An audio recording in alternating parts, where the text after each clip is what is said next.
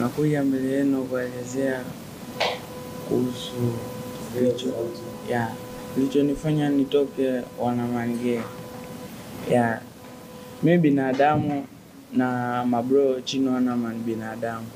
So ingawa alikuwa ananipa hela za mwezi za kutumia, za kula, ila ilikuwa haiwezi kukidhi mahitaji ya familia yangu.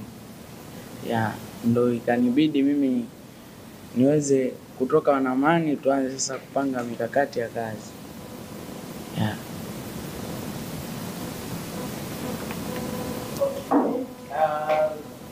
Sawa, unaweza kuelezea kuhusiana na kutoka Wanamange? Umesema ishi ni mitaji. Labda utuelezee vizuri. Tunafahamu ulichukuliwa na Chino, hatujui makubaliano ya kazi yalikuwaje. Kwanza tuanzie kwa makubaliano ya kazi yalikuwaje? Mlikuwa mnaishi vipi? Mlikuwa mnakaa kwake kama ambavyo tulikuwa tumeona ama ilikuwaje? Tulikuwa tunakaa kwake tu kama blaza, na tulikuwa tuna mikataba yote ya kazi. Alikuwa anatusupport tu.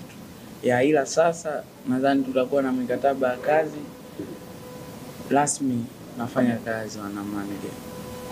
So umetoka Wanamange au bado uko? Sasa hivi nimerudi tena Wanamange. Kwa sababu wote ni binadamu, nakosea. Blaza weza kunisamehe. Nimerudi Wanamange. Ilikuwa yaani kwa nini ilikuwa mpaka waje mitandaoni kutuandikia kwamba mimi sipo tena?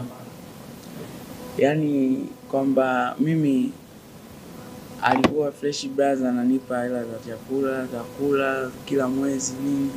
Ila zuzi zikakidhi mahitaji ya nyumbani kwetu.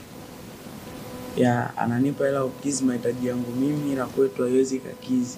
So ikanibidi nitoke, imradi tufanye sasa kazi kweli Wanamange.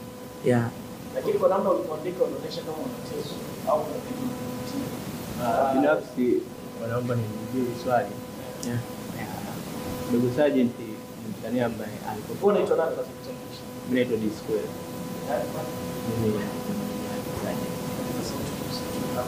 Mimi ndo meneja yake sana.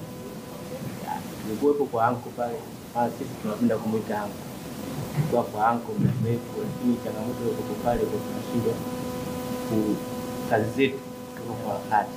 Muda mwingine inabidi msanii ajipambanie mwenyewe kusaidia familia, umeona? Lakini kuna vitu vinakuwa vinaenda slow.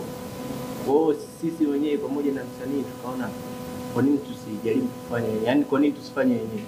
Tukaamua kuandika vile ili turudi pambane wenyewe binafsi kwa uwezo wetu, sababu tunapokaa pale tunazidi kukaa kimya, chini tu kama zombi mpaka leo hii. Sasa tuliporudi